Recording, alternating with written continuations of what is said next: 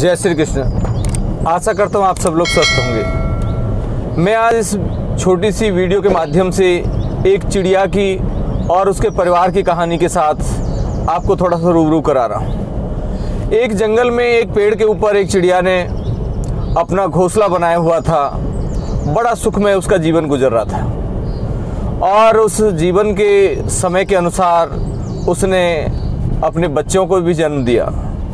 बच्चों को जन्म दिया, बच्चे थोड़े थोड़े बड़े होने लगे। अमूमन सब ये प्रकृति का नियम है कि जिसने जन्म लिया है वो थोड़ा सा बड़ा होगा भी।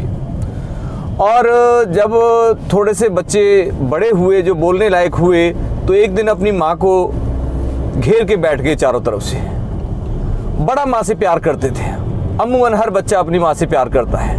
हम भी बचपन में अपनी माँ के इर्द गिर्द घूमा करते थे। सभी बच्चे, भाई बहन, माँ को चिपट के सोना है तो माँ के साथ, खाना है तो माँ के साथ, गांव अगर जाना है, नानी के जाना है तो भी माँ को घेर के चलते थे कि माँ हमें भी ले चलो, हमें भी ले चलो। अमूमन यही होता था। चिड़िया के बच्चों ने भी माँ को घेर के बैठ गई और चिड़िया ने बड़ा प्यार किया अपने बच्चों को। सब माएँ करती हैं। इतना प्यार का समुंदर उमेड़ा उन्होंने कि बच्चे उसमें सराबोर बड़ी मस्ती के साथ झूम रहे थे, माँ के साथ लिपटे हुए थे।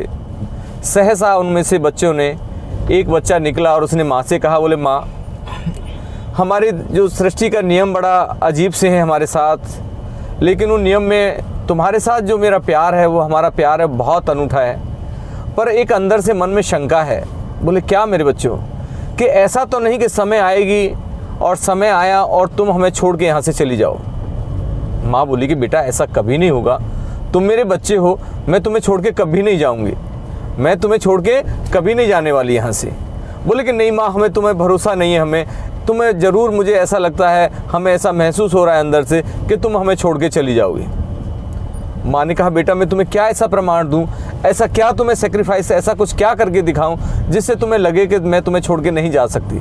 बोले कि माँ कुछ भी करके ऐसा दिखाओ जिससे लगे कि आप जीवन में हमें छोड़ के नहीं जाओगे।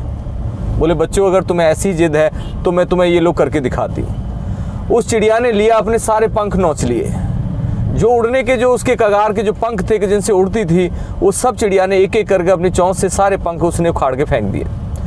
चोंच से जब पंख उखाड़ दिए, चिड़िया बेपंख की हो गई। तो बच्चों को बोली, देखो बच्चे, अब मैं इस घोंसले से नहीं उड़ सकती।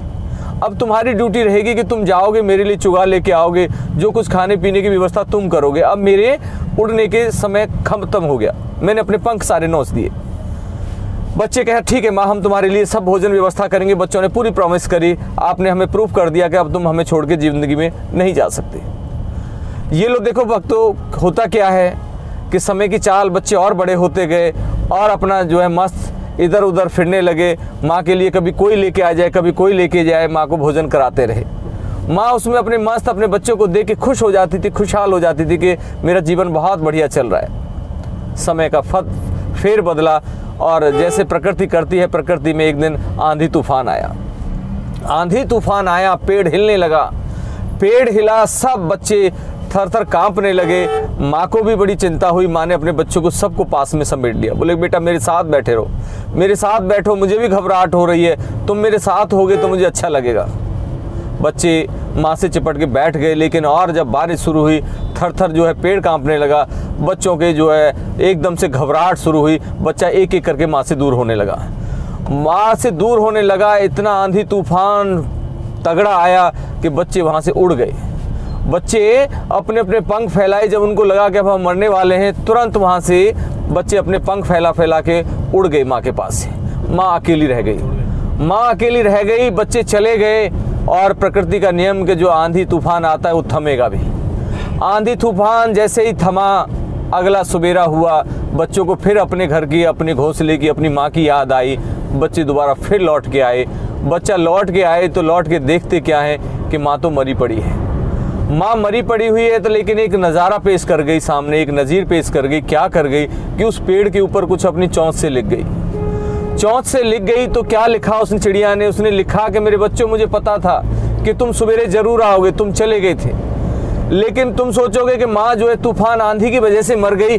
ये बिल्कुल मत सोचना, तुम्हारी मन का वहम होगा, वो तुम्हारा मन का वहम है कि माँ आंधी तूफान से मरी है। मेरे बच्चों, आंधी तूफान से मैं बिल्कुल नहीं मरी, मैं तो मरी हूँ तो उस वजह से मरी हूँ कि जो तुम मेरे को बिना पंखों के और असहाय छोड़ के चले गए। तुमने एक बार भी नहीं कहा कि माँ हम कोशिश करेंगे तुम्हें लेके चलने की अपने साथ। तुमने एक बार भी नहीं कहा कि चाहे कुछ भी हो जाए माँ हम तेरे को छोड़ के नहीं जाएंगे। तुमने एक बार भी नहीं कहा। और जिस दिन तुमने मेरे पंख नोचवा दिए उस दिन ही मेरा तो लगभग समझ लो कि मेरा अंदर से आत्मा खत्म हो चुकी थी, सिर्फ रह गया था तो ये शरीर।